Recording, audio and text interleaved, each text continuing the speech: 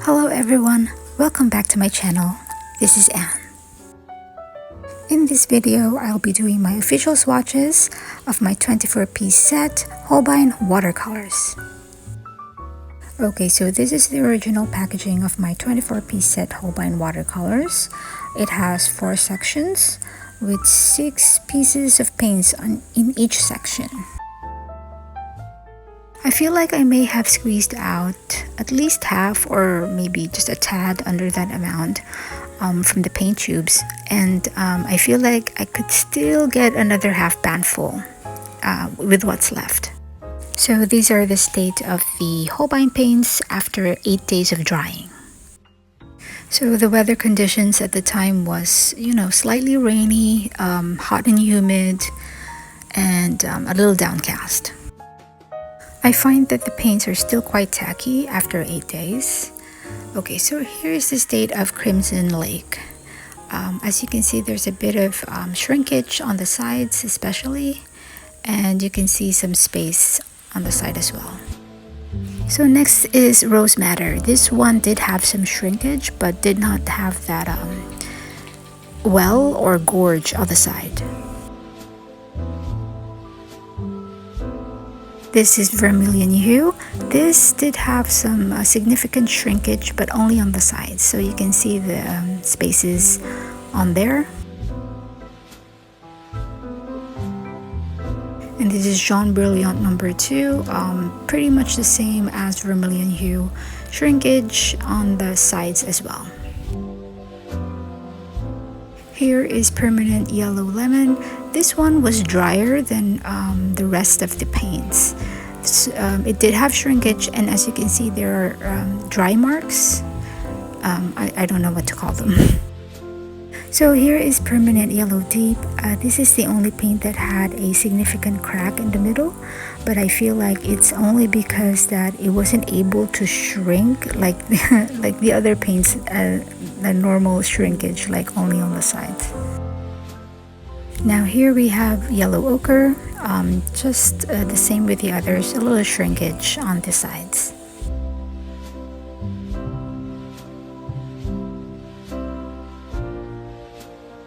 Now this is Yellow Gray. As you can see, there is some slightly significant shrinkage on the sides, but again, not too bad. Next up, we have Cobalt Green. This one, just a slight shrinkage.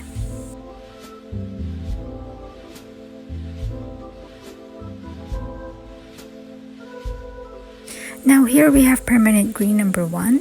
It's also dry like Permanent Yellow Lemon, but not as dry, of course.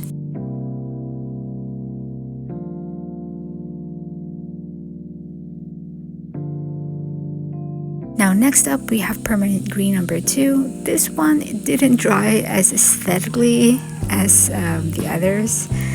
The paint was a little thick.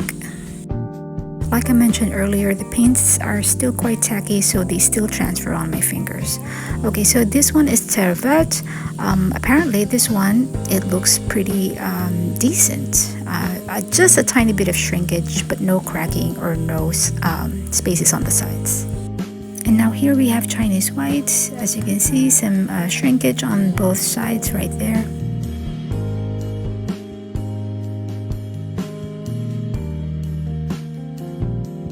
Now here is Ivory Black. Although you can't see much, but there is some space on that side as well, like a gorge. And it's slightly dry, but not as dry as the Permanent Yellow Lemon. And here we have Burnt Umber. To me, it's pretty normal that this paint always shrinks. So there it is. So now this is Burnt Sienna. I found that out of all the paints, this had the most thinnest and creamiest consistency. So I'm not that surprised that this didn't have that huge gap on the side. Now here we have Light Red. This is the most significant shrinkage out of all these paints.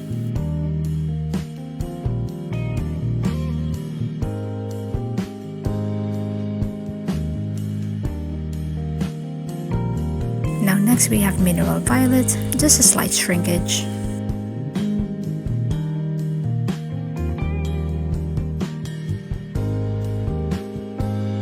Now here we have Prussian Blue, a fair amount of shrinkage.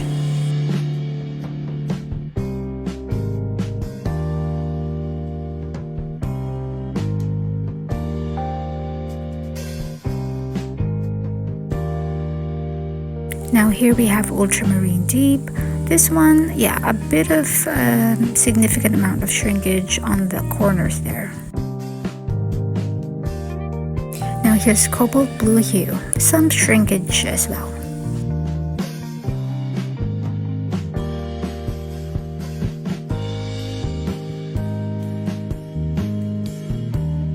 Okay, so now here we have Cerulean Blue. This held up pretty well. I was expecting this to be more drier than the other paints. Now here we have Compost Blue. Yes, significant shrinkage on the sides.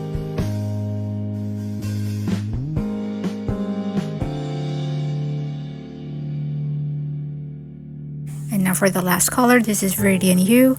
This held up pretty nicely too.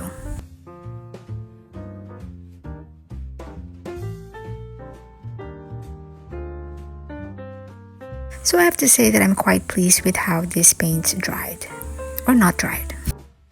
Now onto the swatching. Okay, I'm preparing my clean waters. I have 2 tubs for my cool and warm colors, and then I have my clean water. I will be using a couple of quill brushes, a number 2 and a number 1. And this is where I'll be swatching my paints. This is watercolor paper with 180 GSM, and this is my sketchbook. So on my sketchbook, I placed all the relevant information like reference number, paint names, opacity, staining and granulation properties, along with pigment information. But on my watercolor paper, just reference numbers, paint names, and pigment codes. So I'm going to prepare 3 colors at a time. So this one is Crimson Lake. So here I just wanted to show you that I did not pre-wet any of these paints just because I feel like I didn't need to. And on here you will notice that I'm cleaning up the edges of my pans as well. So for me, this Crimson Lake is a cool toned red with a bit of strong purplish undertone.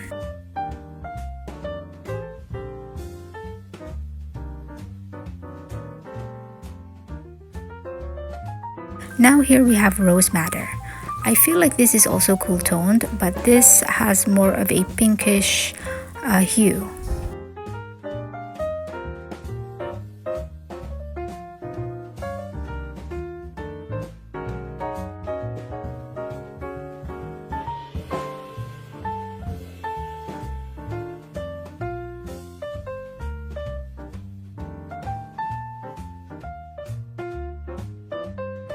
Next we have Vermilion Hue. This is an orange, but I feel like it's a strong leaning red orange.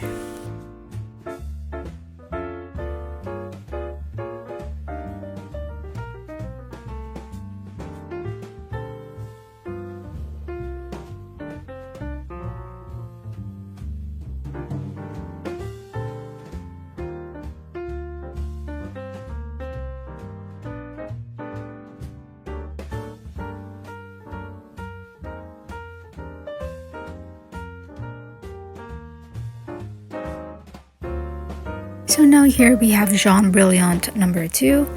This one to me looks like a flesh color or beige. I think people mostly use this for skin tones. In other brands, I feel like they call this color Naples Flash, if I'm not mistaken.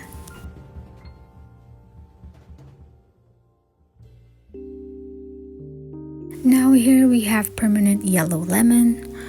This one is a very bright yellow. I'm sorry, in here in this video it looks like fluorescent, but it's not.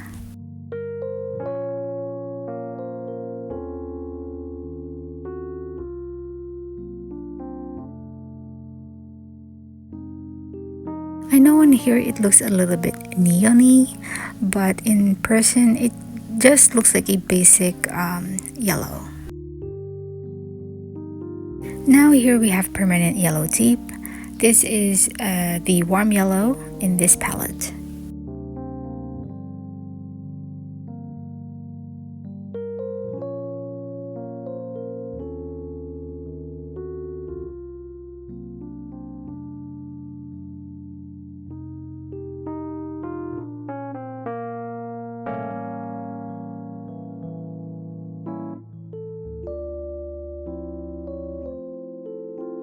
And here are the next three colors. Now here we have Yellow Ochre. To me, this looks quite earthy, but not dull.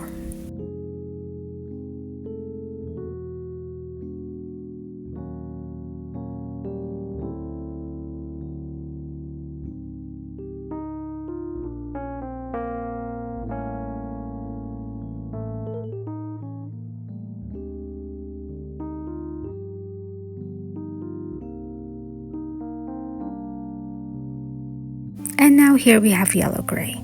This to me it's a pretty unique color. It's not a common color that you will find in any palette. So when I was pouring this on the pan, I thought that this was going to be a color it's going to just sit on my palette. But I find that I think I'm growing to like this more.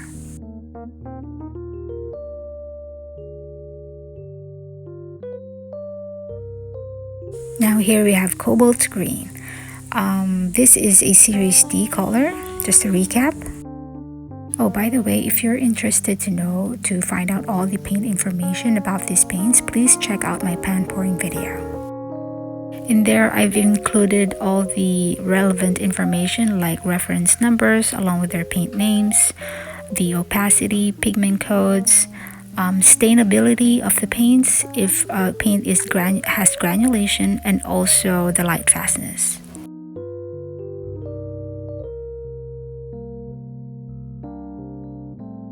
This next one is Permanent Green number 1.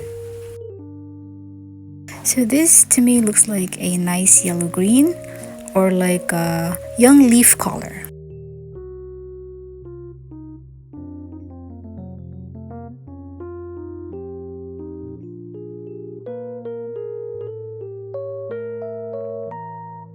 I may have to revert back to my lighting setup because on here it looks like a neon green.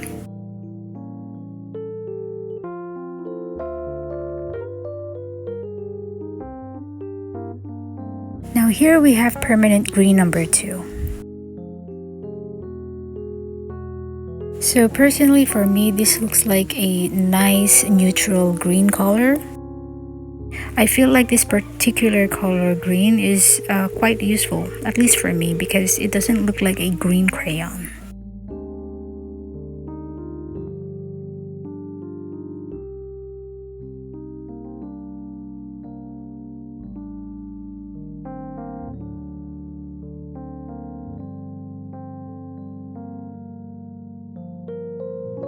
And now one of my favorite colors from the set, this is Terre Verte. So in my previous video, my pan pouring video, I keep calling this as Terre Verte, but it seems the correct, or at least the French pronunciation for this color name is Terre Verte.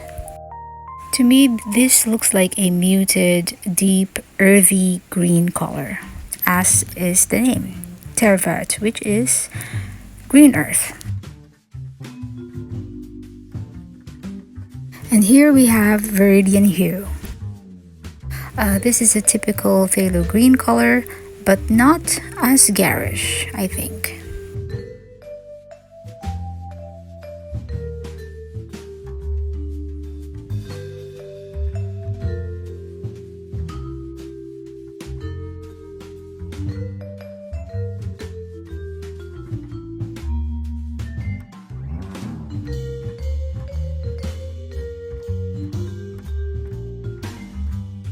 Now here we have Cobalt Blue. So for me, in the mass tone, this looks like a teal blue color. Looks more warm than cool to me. For now, I do prefer the diluted wash of this color.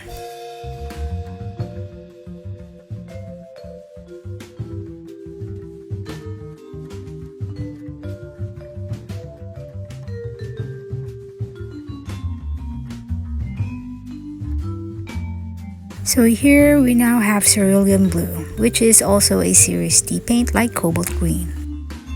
I always feel like Cerulean Blues are always great for sky colors.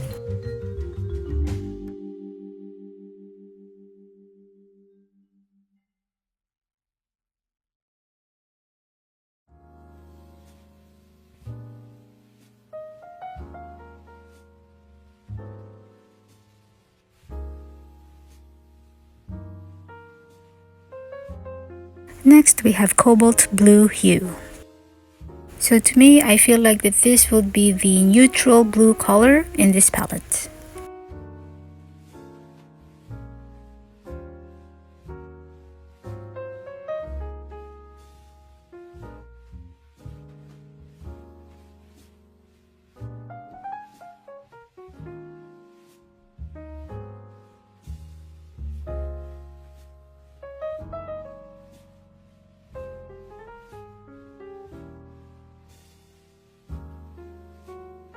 And this one is Ultramarine Deep.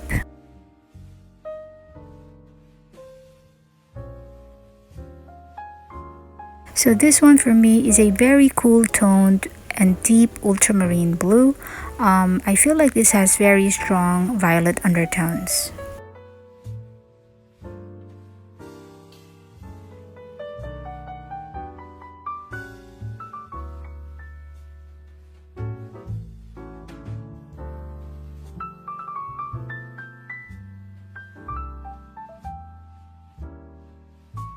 So this one is Prussian Blue.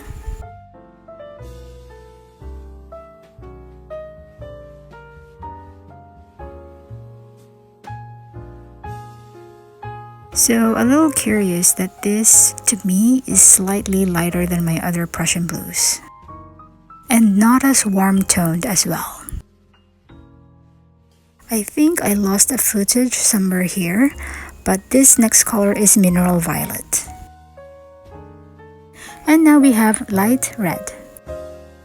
I think that this might be Holbein's version of English red.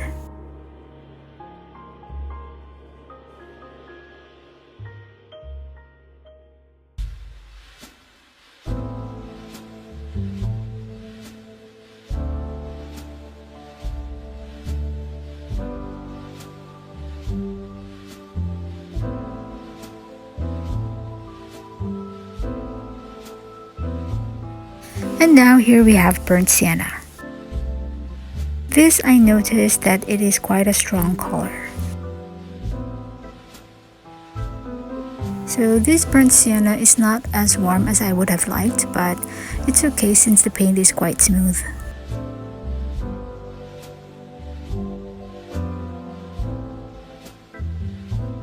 Now for the last three colors. Here we have Chinese white. And to me, this is quite an opaque color.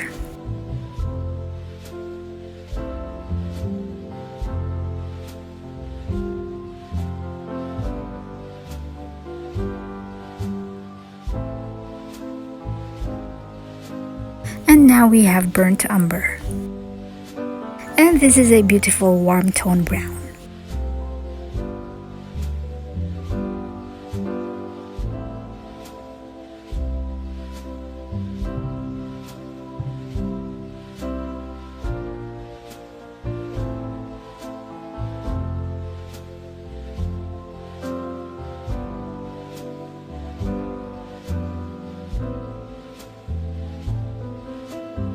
And lastly, we have Ivory Black.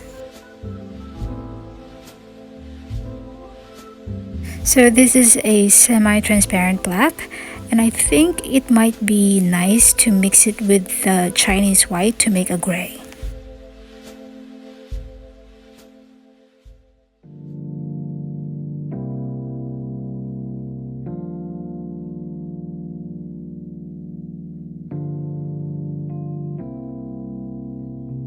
So here's a closer look of the freshly made swatches.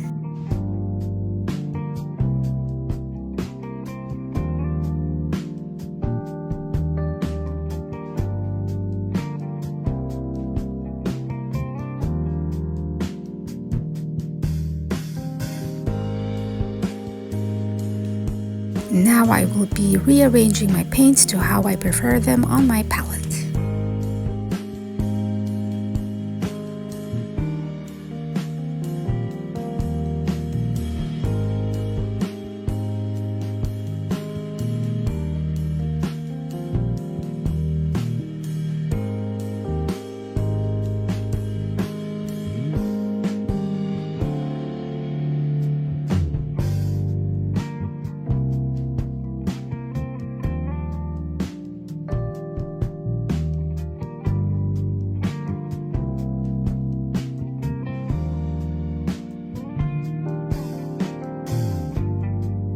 So for my first color, this is Chinese white with pigment PW6 and it is titanium white.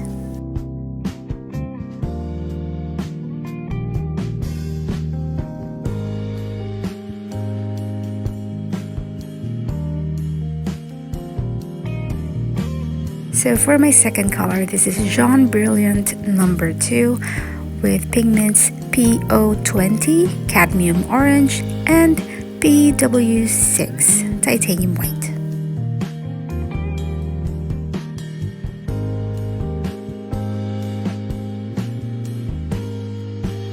Next, this is Permanent Yellow Lemon with pigments PY3 Hansa Yellow Light and PY74 Arylide Yellow 5GX.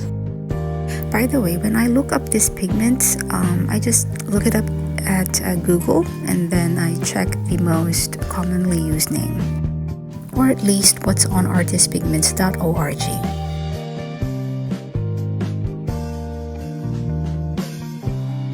Up next, we have Permanent Yellow Deep with pigments PY74 and PY43, which is natural yellow iron oxide or golden yellow ochre.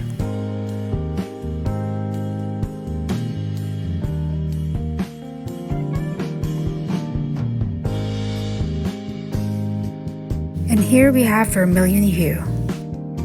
So for this hue, we have three pigments. We have PO73, which is spiral orange, PR254, which is spiral red, and PY110, which is isoindolinone yellow.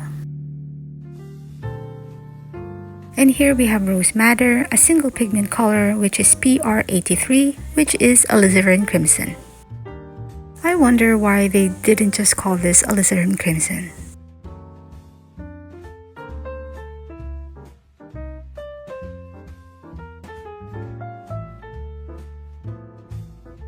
And now here we have Crimson Lake. Okay, so this also has three pigments, which are PR177, Anthraquinone Red, PR122, Quinacridone Magenta, and then PV19, Quinacridone Violet.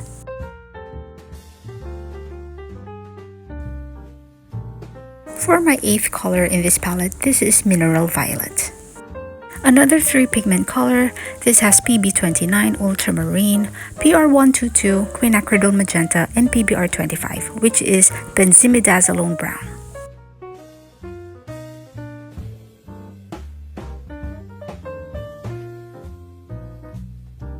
Here we have Cerulean Blue with pigment PB35.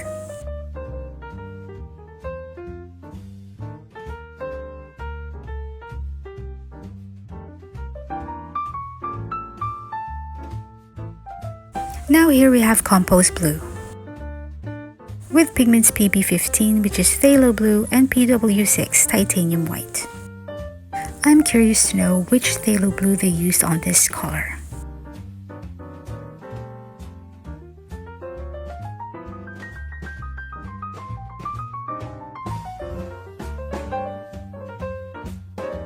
Now we have Cobalt Blue Hue with pigments PB29, which is Ultramarine, and PB15 Phthalo Blue. If I had to guess, I think they used the Phthalo Blue red shade on this color.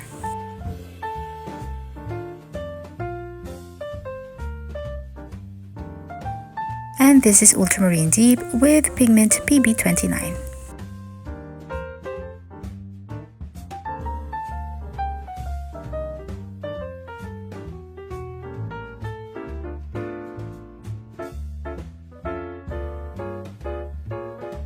And here we have Prussian Blue with pigment PB27.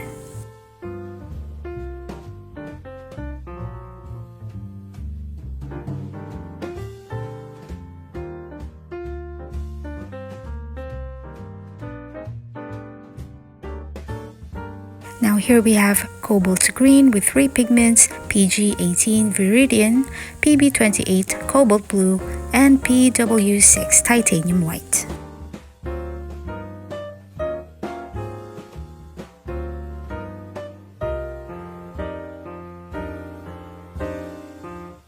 Now here we have Viridian Hue with pigment PG7, which is phthalo green.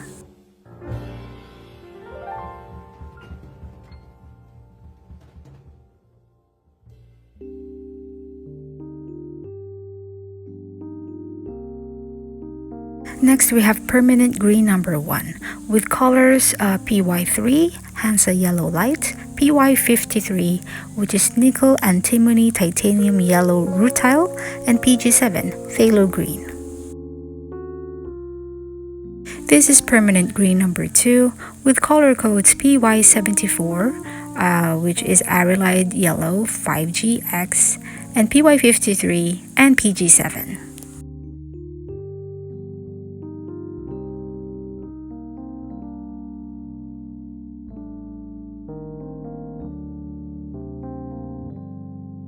Now here we have Terre Verte with pigments PG23, Green Earth, and PG17, Chromium Oxide Green.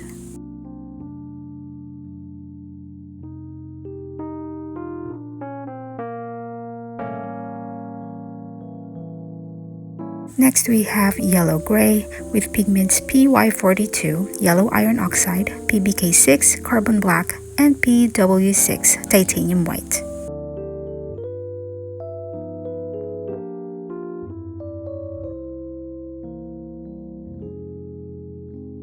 And now we have Yellow Ochre with PY42, Yellow Iron Oxide.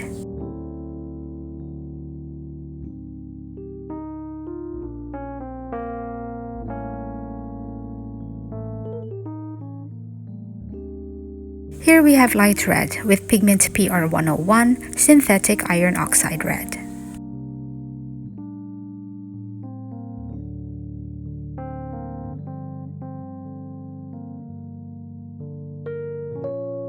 Now this is Burnt Sienna with pigment PBR7, Brown Iron Oxide.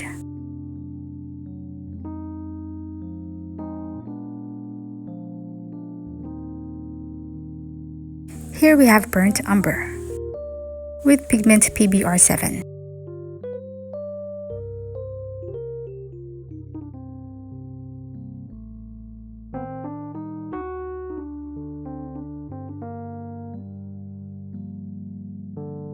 For my last color, this is Ivory Black with pigment PBK9 Bone Black.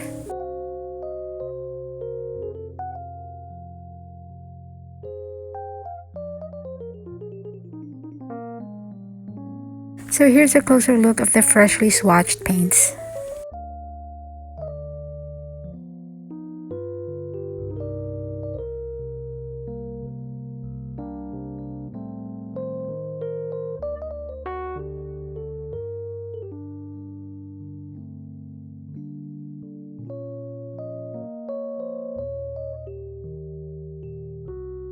And here's another look when they have dried.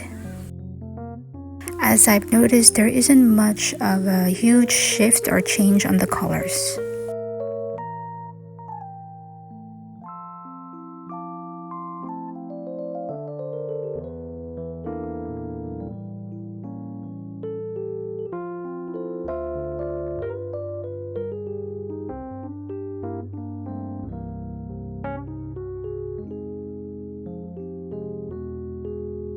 These paints are really quite smooth, and they're all quite strong and pigmented as well.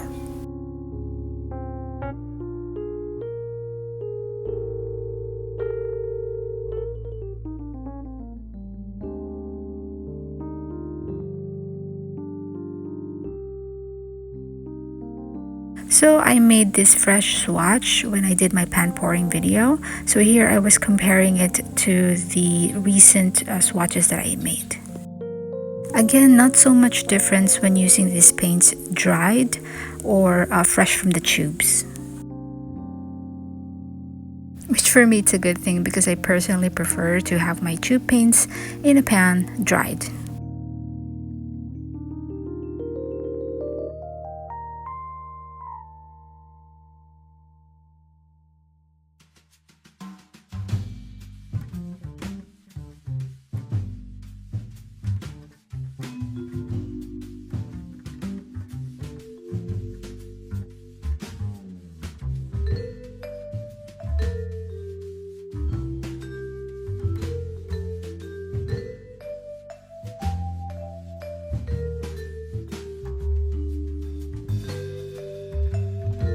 So here I was just trying to play around and test out these paints. So now I can see how they've said that these paints do not move. It's been said that Holbein does not use ox gall in their paints.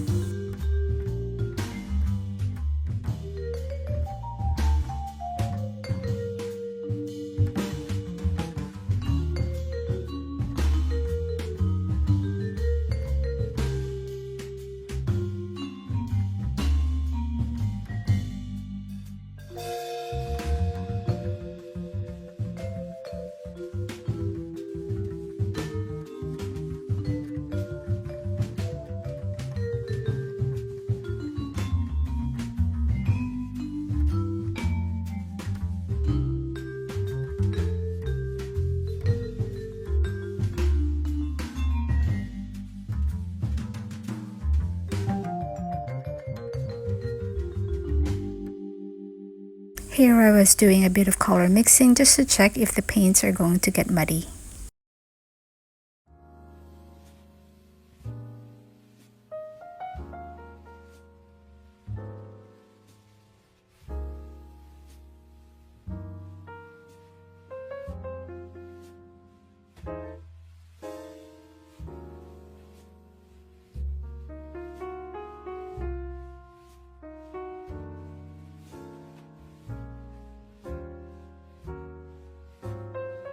But so far these paints just stayed in their lane and I did not get any muddy mixes. So here's another closer look of the swatches. And this is the one on my sketchbook.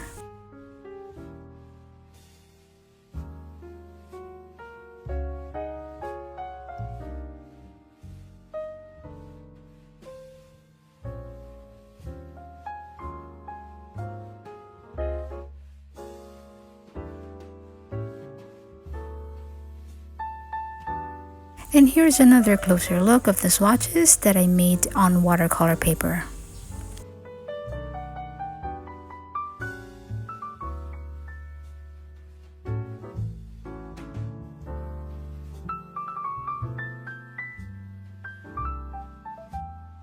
So here are the still pictures I took of the swatches in natural room lighting.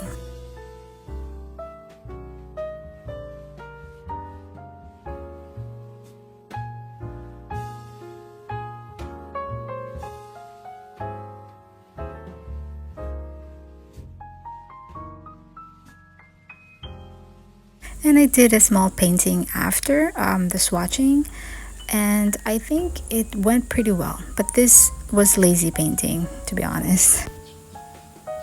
Okay, so that is going to be it for my Holbein swatch video. Again, this is a 24-piece set. I do plan to purchase other colors open stock because I find that these Holbein paints are really quite good. Okay, so thank you so much for watching again. Don't forget to like and subscribe, and I will see you on the next video. Goodbye and take care, guys. See you around.